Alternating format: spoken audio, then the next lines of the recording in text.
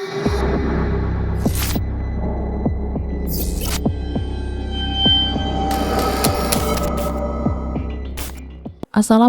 warahmatullahi wabarakatuh. Jumpa bersama saya Haza di channel Untung Ditonton. Bagi yang baru nonton, saya ucapkan selamat datang di channel ini. Semoga kita semua senantiasa dimudahkan dalam segala urusan dan diberikan kesehatan ya teman-teman. Kali ini saya akan menceritakan sebuah cerita yang telah ditulis oleh Mbak Nafila. Nah, tanpa banyak cakap lagi, yuk langsung saja kita masuk ke ceritanya.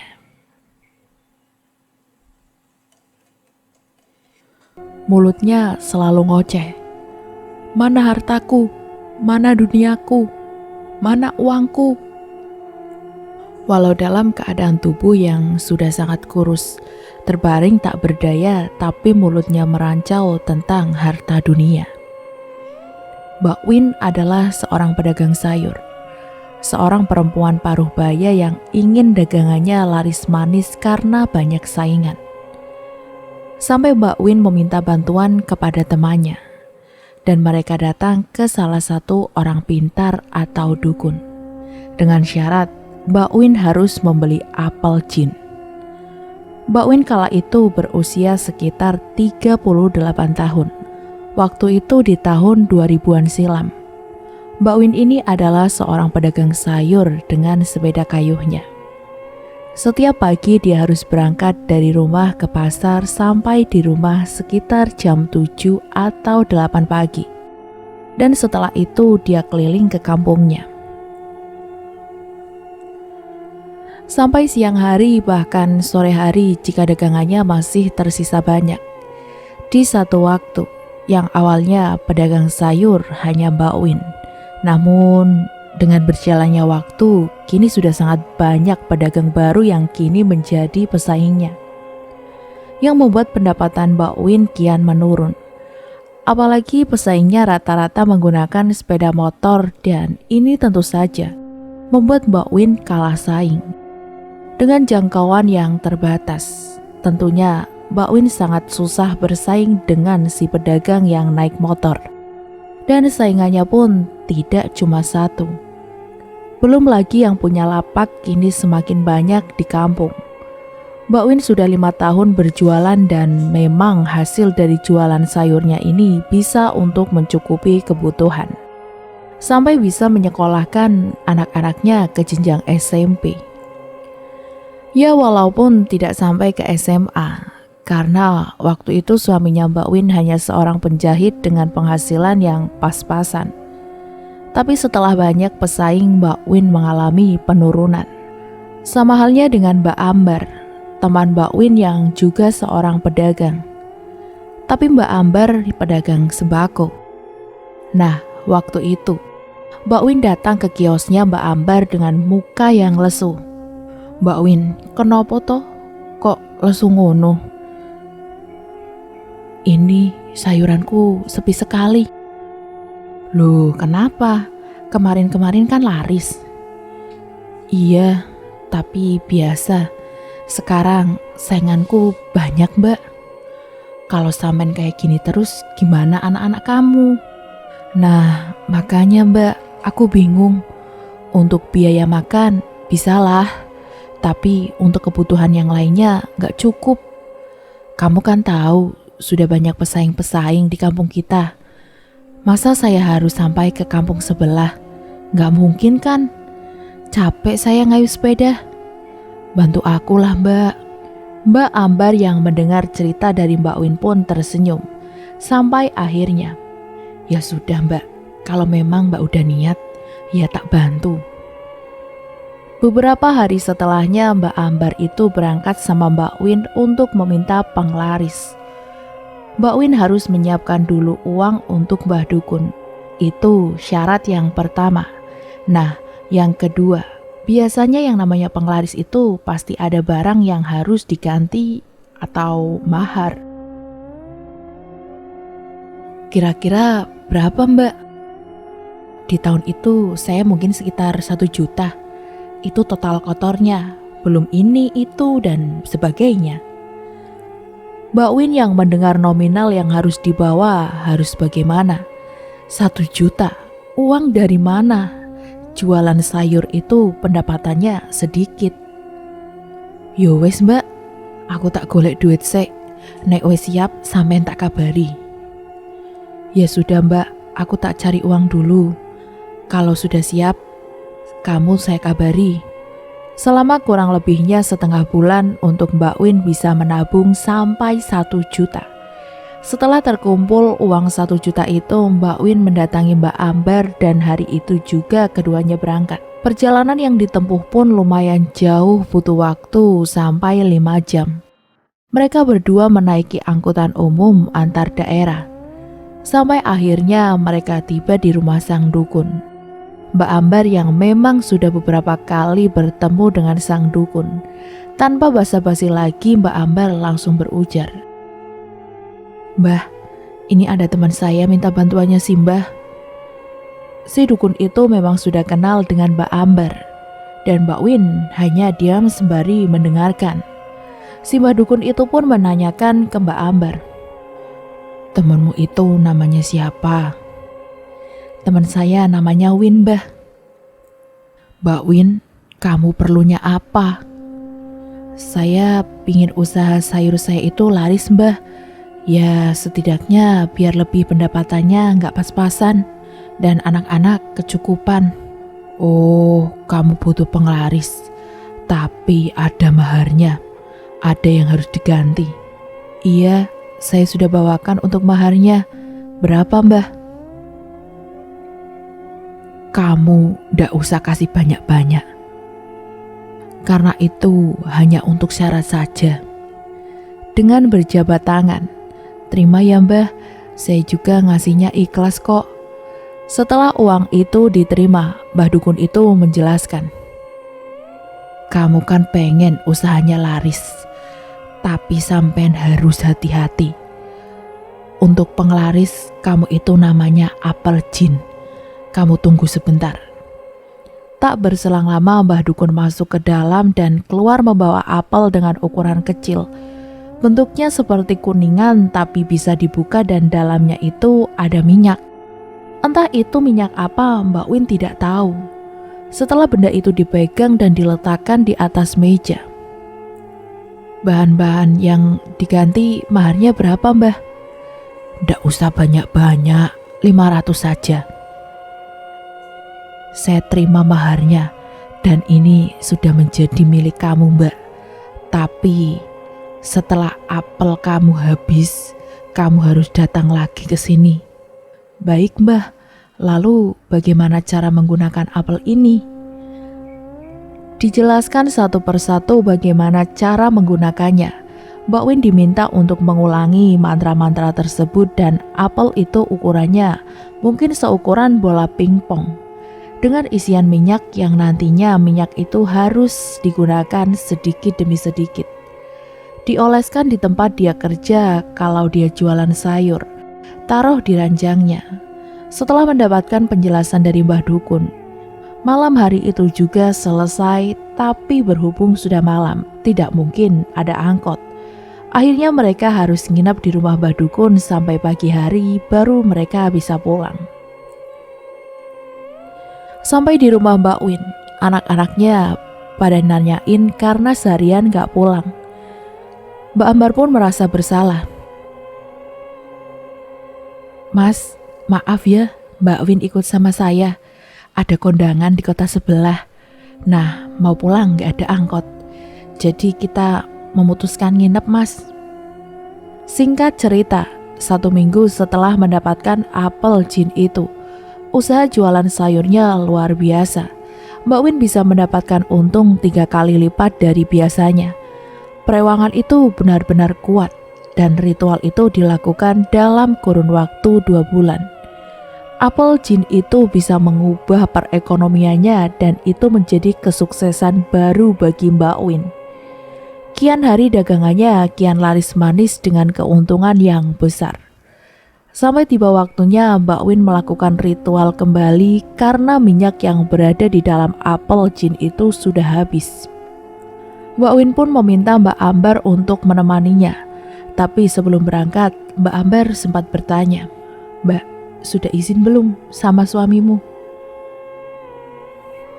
"Ngapain toh aku izin sama suami?" "Loh kok ngapain toh Mbak?" "Udahlah kita berangkat. Suami saya itu apa sih?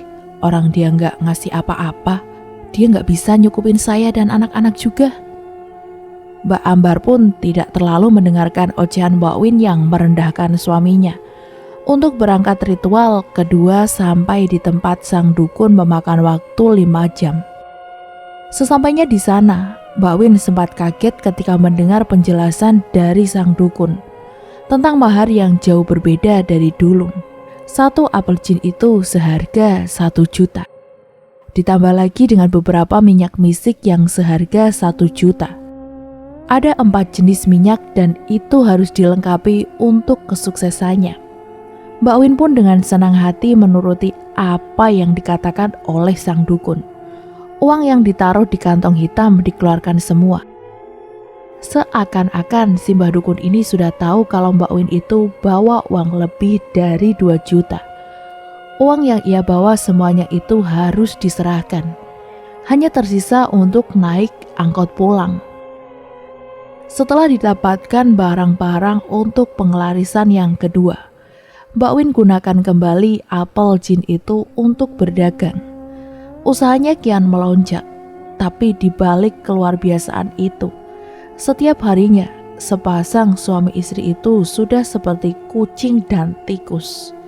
Keduanya ribut setiap hari. Usut punya usut, ternyata suaminya Mbak Win ini tak suka dengan caranya Mbak Win memperlakukan suaminya. Suaminya pun sering mendengar dari tetangga kalau Mbak Win ini mendapatkan keuntungan luar biasa lewat penglaris, dan dari itu Mbak Win suka merendahkan suaminya. Bahkan anak-anaknya itu sering menangis ketika mereka berdua ribut. Ada satu kalimat yang terlontar dari mulut Mbak Win. "Jadi suami ndak punya otak. Kerja itu mbok ya yang jelas. Kerja kok jadi penjahit.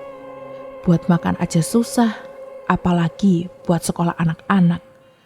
Kalau saya tidak mengurusi kamu dan anak-anak, kalian mau makan apa? Mau mati kelaparan? Iya, saya tidak mau hidup kere mas sama sampean." Kalimat itu terucap dari mulut Mbak Win. "Kamu memang benar-benar sudah kurang ajar. Kamu bukannya menghargai apa yang didapatkan suamimu, tapi kamu malah menghinaku." Pertengkaran itu bukannya seminggu sekali, tapi setiap hari. Setiap kali Mbak Win pulang kerja, suaminya menanyakan, "Kamu kerja kayak gini hanya untuk hidup foya-foya?"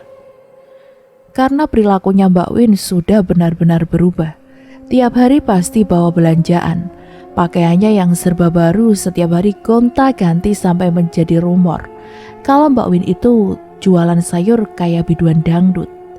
Tapi semua dilakukannya karena ia mendapatkan untung yang besar. Jadi tak masalah baginya. Kebutuhan anak-anaknya tercukupi. Yang tadinya berangkat sekolah pakai sepeda, sekarang sudah naik motor. Ritual pengelarisan yang kedua itu bertahan sampai 3 bulan. Dan di 4 bulannya Mbak Win datang kembali ke Mbah Dukun. Sama seperti sebelumnya, maharnya kian tambah. Namun pendapatan yang diperoleh pun kian tambah banyak. Tapi itu semua berdampak di rumah tangganya yang kian berantakan. Anak-anak sudah tidak percaya dengan keduanya karena mereka malu. Setiap hari harus menghadapi bapak ibunya bertengkar, sampai menjadi satu gunjingan atau bahkan omongan. "Oh, kamu anak dari Ibu Win yang jualan sayur itu ya, yang berani sama suaminya." Omongan tetangganya yang pedas membuat anak-anaknya Mbak Win tidak berani keluar rumah karena malu ketika para tetangga berkata kalau ibunya itu sosok wanita yang berani sama suami, yang suka merendahkan suaminya. Sampai singkat cerita, minyak apel jin itu habis dan Mbak Win pun berkunjung kembali ke Mbah Dukun. Tapi di kunjungan itu tanpa sepengetahuan Mbak Win, suaminya mengikutinya karena melihat gelagat dari istrinya yang aneh.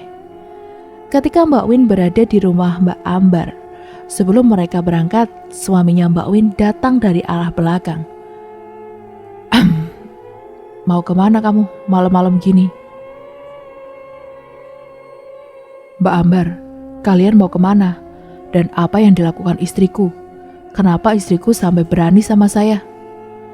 Mbak Ambar yang mendapat pertanyaan seperti itu pun hanya terdiam dan menunduk. Apaan sih mas? Nggak usah nyari masalah, sudah pulang sana. Kerjain pekerjaan rumah, saya mau pergi kemana dan mau apa itu urusan saya. Yang penting anak tercukupi. Saya ngarepin kamu dapat apa? Di situ banyak warga dan Mbak Win dengan percaya dirinya bilang seperti itu di hadapan mereka semua. Suaminya hanya bisa tertunduk sembari ditenangkan beberapa warga. Pak, sudah pak, yang sabar. Doakan saja, semoga Mbak Win itu sadar. Sampai suaminya Mbak Ambar yang melihat kejadian itu tak tega. Namun, apa boleh buat? Mbak Win harus melakukan ritual yang selanjutnya. Mungkin sekitar hampir 6 bulan berlalu, ritual yang sekian kalinya harus dilakukan karena semua bahan itu sudah habis. Kembali mereka berangkat. Saat sampai di sana, Mbak Ambar menanyakan sama Mbah Dukun. Mbah, ini Mbak Win ternyata selama ini ndak ngomong sama suaminya. Dia nggak cerita sama suaminya kalau dia itu datang ke sini dan meminta penglarisan. Sang dukun pun langsung menyahut. Mbak, apa bener sampean gak ngomong-ngomong sama suamimu? Emang kenapa mbah? Misalkan barang-barang yang akan saya berikan ke sampean itu diketahui, itu bisa celaka. Celaka bagaimana mbah? Tanya Mbak Win. Yang pasti celakanya karena barang yang kamu gunakan itu tidak sepengetahuan suamimu.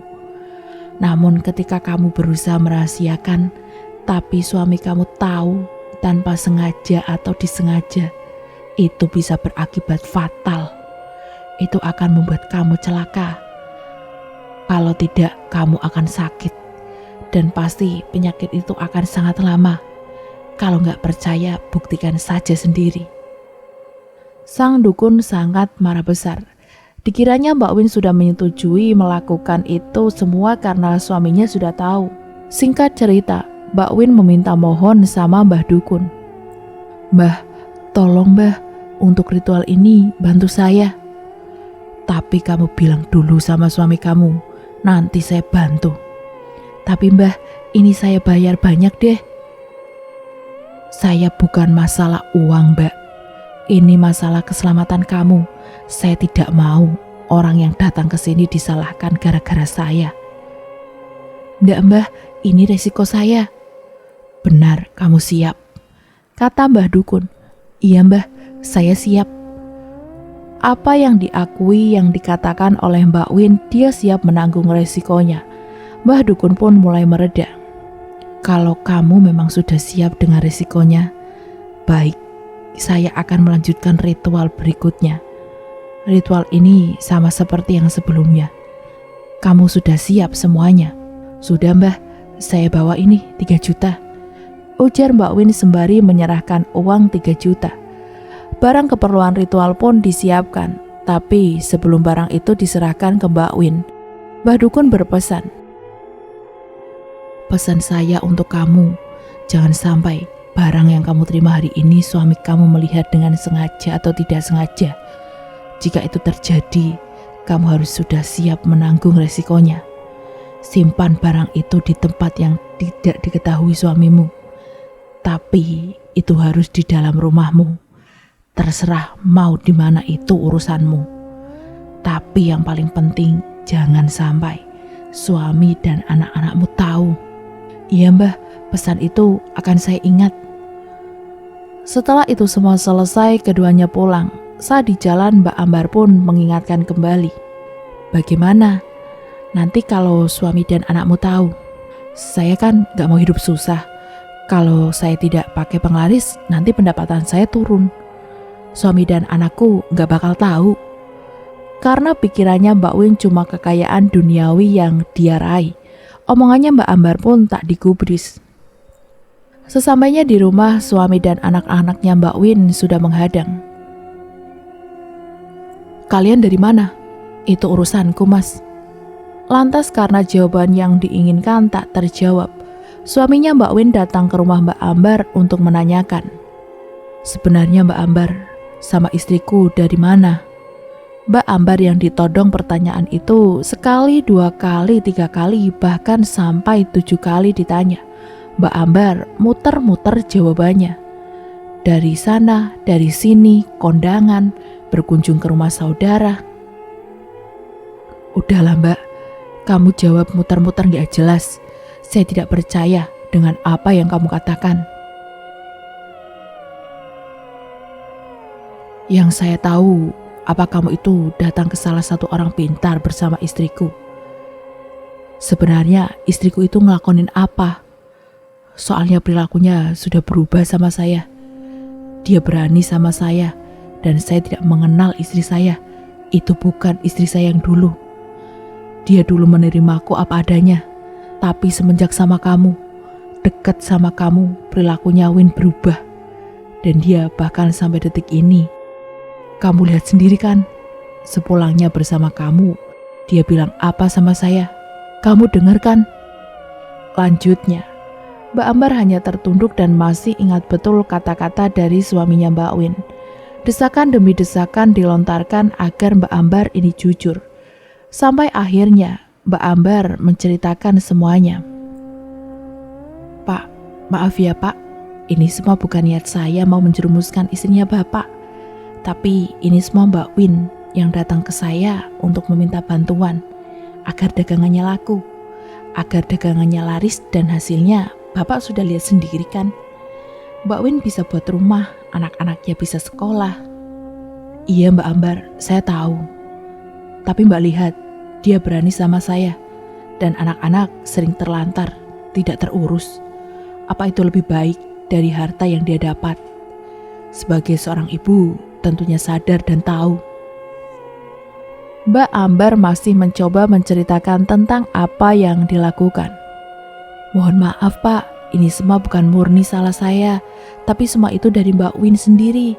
Kalau Bapak tidak percaya sama saya, tanyakan sendiri sama istrinya Bapak itu. Mbak Win yang datang ke saya, meminta bantuan saya. Saya mengakui kalau saya yang mengantarnya, karena saya banyak kenalan orang-orang pintar yang tak lain adalah dukun. Saya mengakui karena Bapak mendesak saya, dan saya mengakui juga bahwa Mbak Win itu sukses, laris dagangannya itu enggak wajar." "Maksud kamu apa? Enggak wajar gimana?" "Pak, apa mungkin seorang pedagang sayur bisa punya motor, bisa bikin rumah, dan hasilnya berkali-kali lipat setiap dia jualan? Terus yang dilakukan istri saya apa? Kok saya nggak pernah lihat?" "Dia itu bakar sesaji dan semacamnya, itu rahasia istrimu." Di lain tempat, Mbak Win menunggu kedatangan suaminya. Setelah malam itu, sampai 4 hari setelahnya, suaminya Mbak Win ternyata mencari tahu apa yang membuat usahanya istrinya itu laris. Tentunya tanpa diketahui Mbak Win. Ritual yang dilakukan Mbak Win dengan cara memberikan minyak misik, minyak apel jin, dan sebagainya. Suaminya Mbak Win sudah sangat jelas melihat saat gerobak sayurnya diolesi oleh minyak itu.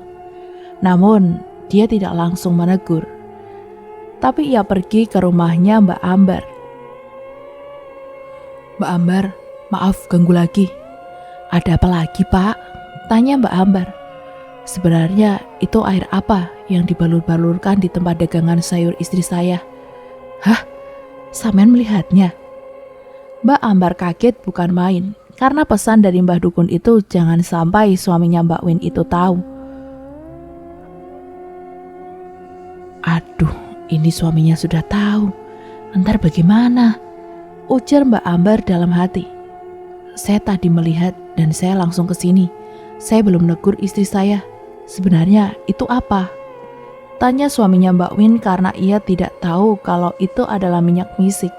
Karena memang suaminya Mbak Win ini orang yang tekun beribadah. Orang yang tidak suka dengan hal-hal berbau gaib, apalagi berbau mistis.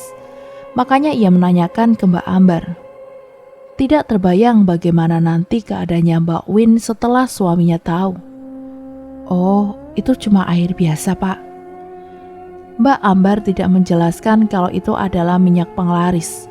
Ia berusaha untuk membohongi suaminya Mbak Win yang memang tidak tahu dengan hal-hal yang bersifat mistis. Setelah mendapat jawaban, suaminya Mbak Win lantas pulang. Setelah kejadian itu, hari itu juga sekitar jam 12 siang, dagangannya Mbak Win masih utuh. Sampai pulang pun masih tersisa banyak. Kenapa sih hari ini daganganku masih banyak? Mbak Win ngomel-ngomel karena ia tak mendapatkan apa yang ia mau. Dari kejauhan Mbak Ambar melihat Mbak Win yang marah-marah. Pasti ini dampak dari minyak yang diketahui suaminya. Hari pertama, hari kedua, hari ketiga dagangannya Mbak Win masih tak laku. Bahkan sampai 1 bulan persis semenjak suaminya ini melihat minyak tersebut, dagangannya Mbak Win tidak pernah laku. Mbak Win sampai kehabisan modal karena banyak sayur yang dibuang. Modal yang dikeluarkan sampai jutaan tapi sekali tidak ada pemasukan. Sampai akhirnya dalam 1 bulan itu Mbak Win baru menyadari. Mbak Win datang ke Mbak Ambar untuk menceritakan masalahnya. Sementara Mbak Ambar sendiri belum cerita kalau suaminya sudah tahu. Mbak Ambar, sebenarnya ada apa? Ini benar-benar beda hasilnya. Hasilnya ini sangat hancur sampai saya habis modal. Mbak Ambar hanya bilang, hati-hati saja, jangan sampai suami Mbak tahu. Ya barangkali saja ada yang tahu atau ngelihat kalau Mbak Win itu melakukan penglaris. Kapan mereka tahu? Orang saya hati-hati sekali dan bahkan anak-anakku sudah berangkat sekolah. Tidak mungkin ada yang tahu, kalaupun tahu paling suamiku. Tapi apa mungkin orang suamiku nggak tahu hal begituan? Suami Mbak nggak tahu, tapi bisa jadi suami Mbak ngelihat. Bisa jadi kan? Mbak Win benar-benar bingung karena memang hasil 1 bulan itu hancur. Dagangannya tidak terjual, sekalinya ada yang beli pasti komplain dengan harganya. Karena memang Mbak Win jualan sayur dengan harga yang berbeda dari pedagang sayur yang lainnya. Apalagi di kampung, beda 500 perak saja pasti dikomplain dan memilih beli di pedagang lainnya. Itu semua mungkin reaksi perewangan Mbak Win karena sudah diketahui oleh suaminya. Apel jin yang digunakan sudah tidak ada reaksinya, dan itu berdampak pada Mbak Win beberapa hari setelahnya. Mbak Ambar yang kasihan melihat Mbak Win kelimpungan pun akhirnya cerita. Mbak, suamimu itu sebenarnya sudah melihat minyak itu sebulan yang lalu. Hah? Yang benar Mbak, kenapa sampean nggak ngomong? Saya mau bilang sama sampean, tapi saya kan tahu sifatnya sampean kayak gimana. Saya tidak mau ribut sama sampean. Itu yang pertama. Yang kedua, saya sudah sering disalahkan orang-orang sekitar. Gara-gara permasalahannya sama dengan suamimu Mbak. Suamimu itu sudah berkali-kali ngelabrak saya. Dia mengira saya sudah membuat kamu itu seperti ini. Semuanya itu kan niat dan kemauanmu Mbak. Salahmu juga Mbak, datang ke sini minta bantuan ke saya. Bilangnya udah izin sama suami. Tapi apa nyatanya? Gak tahu kan? Terus sekarang aku yang disalahkan. Iya, ujar Mbak Ambar yang sudah tersulut emosi. Masalahnya itu dari kamu Mbak. Jadi ketika minyak itu sudah diketahui, itu resiko kamu. Saya tidak mau tahu. Mending sampean pulang Mbak. Mbak Win yang mendengar itu menghela nafas panjang. Saya mengaku Mbak kalau saya salah, karena memang awalnya saya tidak izin sama suami. Setelah kejadian itu, hubungan antara Mbak Ambar dan Mbak Win meregang dan Mbak Win sudah 1 bulan tidak jualan. Modalnya habis dan juga aset-aset berharganya sudah terjual. Semenjak kejadian itu Mbak Win jatuh sakit dan sakit yang dialami Mbak Win itu bukan sakit biasa. Dia mengalami stres. Ya Karena mungkin pendapatan yang dia dapatkan sehari bisa 500.000 tiba-tiba mendadak tidak ada pemasukan. Motor sudah terjual, tabungannya sudah habis, dan semua harta bendanya sudah terjual. Setiap hari Mbak Win merancau, "Mana uangku? Mana uangku?" Mbak Win berkata seperti itu sembari berjalan memutari kampung. Sudah seperti orang gila beneran. Saat itu yang dirasakan oleh suaminya Mbak Win sangat malu dan prihatin dengan kondisi sang istri. Ia pun bertanya ke Mbak Ambar, "Sebenarnya ada apa sih dengan istriku? Kenapa istriku perilakunya aneh? Kenapa dia jadi kayak orang gila?" Disitulah Mbak Ambar cerita, dari awal mula Mbak Win ketahuan kalau dia ngoleksi minyak yang sepengetahuan suaminya Mbak Win itu adalah air biasa. Tapi ternyata itu adalah minyak penglaris. Dijelaskan panjang lebar sampai akhirnya suaminya Mbak Win tahu apa yang sebenarnya terjadi. Dia benar-benar tidak percaya kalau istrinya itu ternyata dibantu oleh penglaris.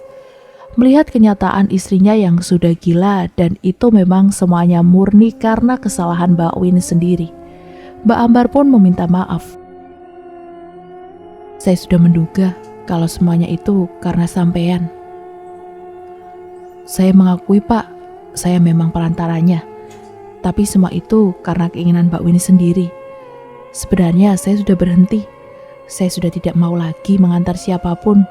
Dan kejadian ributnya sampean sama Mbak Win itu, saya sudah benar-benar tidak sanggup. Di dalam pikiran saya, hati saya, setiap hari, setiap waktu, ketika saya berjalan di kampung ini, banyak orang yang mengatakan, itu loh gara-gara Mbak Ambar. Mbak Win sama suaminya sering ribut. Dan saya malu kalau setiap pergi sama Mbak Win, dia selalu mengumbar aib suaminya. Yang membuat saya itu benar-benar tidak percaya kalau istrinya sampean itu tidak izin, dan dampaknya itu sudah dijelaskan sama si dukun.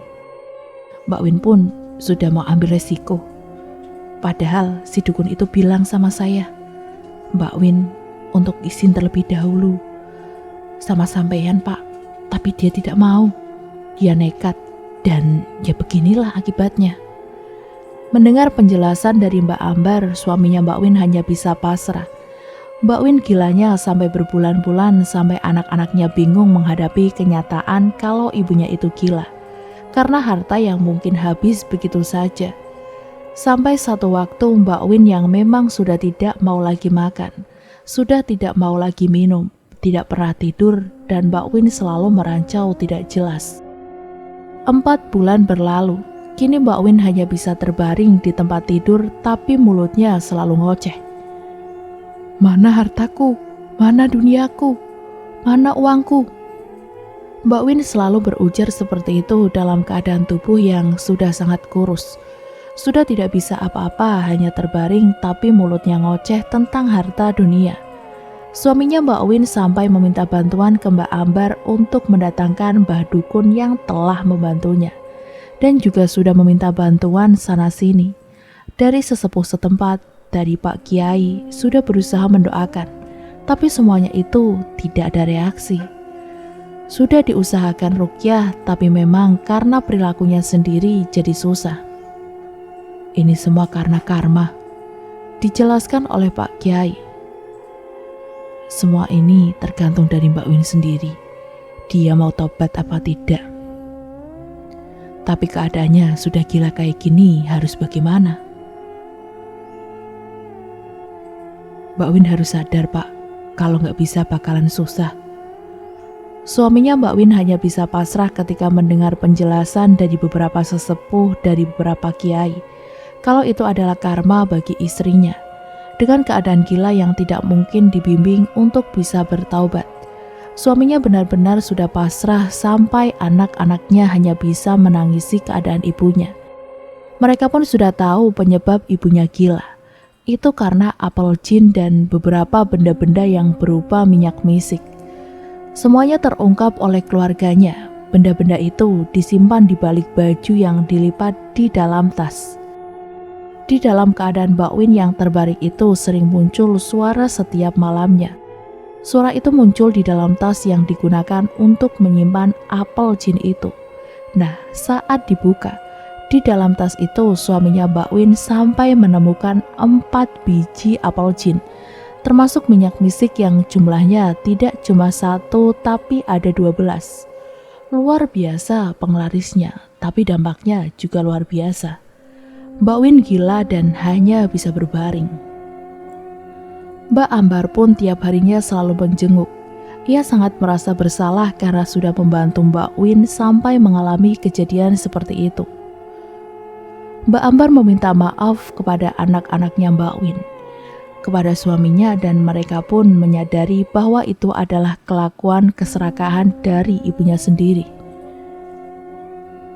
Saya tidak menyalahkan kamu, Mbak. Itu semua memang karena istriku. Mungkin ini azab dan karma istriku. Bahkan Mbak Ambar sampai beberapa hari menjaga Mbak Win dalam keadaan terbaring. Mbak Win bisa mengeluarkan kata-kata harta dunia. Sampai 1 bulan kemudian, Mbak Win tiba-tiba sudah tidak bisa mengeluarkan kalimat itu lagi. Mbak Win sudah tidak bisa bilang apa-apa, sudah tidak bisa ngomong apa-apa, bahkan untuk makan sudah tidak bisa masuk. Mbak Ambar sangat miris melihat keadaan Mbak Win sampai pada akhirnya. Pak, sebaiknya Mbak Win dibawa ke rumah sakit. Tapi dijawablah oleh anak-anaknya. Saya tahu, ibu mau bantu ibu saya ke rumah sakit, tapi biarlah keadaan ibu saya seperti ini. Biarkan di rumah, lagian juga keadaan ibu kayaknya sudah parah seperti ini.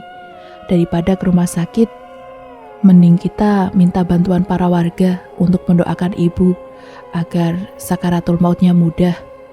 Mbak Ambar mendengar penjelasan dari anaknya Mbak Win seketika meneteskan air mata. Anaknya yang baik-baik kayak gitu kok ibunya bisa melakukan penglaris? Kok pikirannya harta dunia terus? Mungkin didikan dari bapaknya yang memang orangnya terbilang taat beribadah. Dan saat itu suaminya Mbak Win meminta sama para tetangga sekitar untuk bantu doa agar istrinya itu dimudahkan dalam sakaratul maut.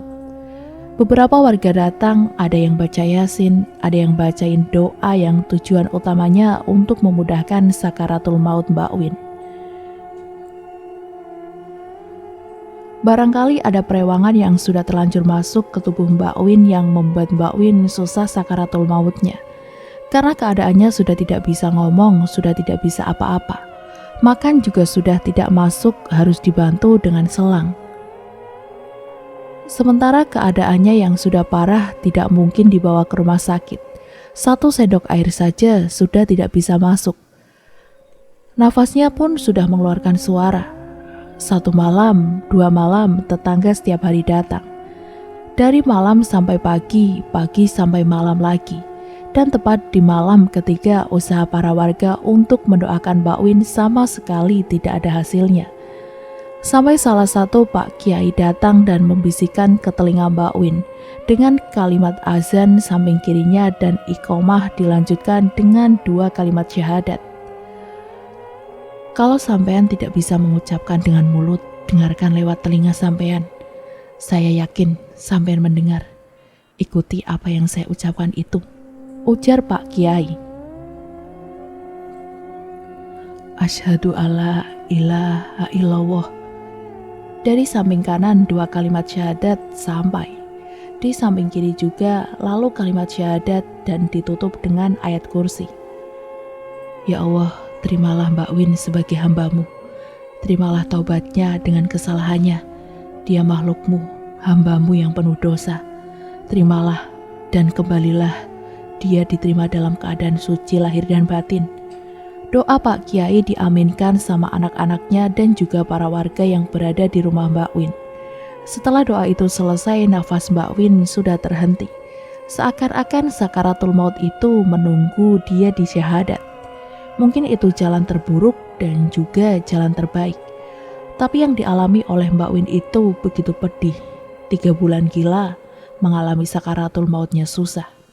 Setelah kematian Mbak Win, Mbak Ambar sudah tak mau lagi membantu para tetangga ataupun orang-orang yang datang ke rumahnya untuk meminta bantuan diantarkan ke dukun. Untuk orang-orang yang datang kepadanya meminta bantuan kepadanya, dia angkat tangan. Saya sudah tidak mau, entah itu laki-laki, entah itu perempuan yang minta bantuan. Saya akan menolak. Saya tidak mau, saya taubat. Saya nggak mau orang-orang mengalami kejadian naas dan sakaratul maut seperti Mbak Win. Dan demikianlah akhir dari cerita ini. Semoga dari cerita ini kita bisa mengambil hikmah dan pelajaran yang baiknya. Sampai berjumpa kembali lagi di cerita misteri terbaru selanjutnya. Dan jangan lupa untuk like, komen, dan subscribe, serta nyalakan juga tombol loncengnya, agar kalian mendapatkan notifikasi jika kami mengupload video terbaru yang tentunya dari channel ini. Apabila terdapat salah-salah kata maupun artikulasi yang kurang jelas, saya mohon maaf yang sebanyak-banyaknya. Terima kasih dan wassalamualaikum warahmatullahi wabarakatuh.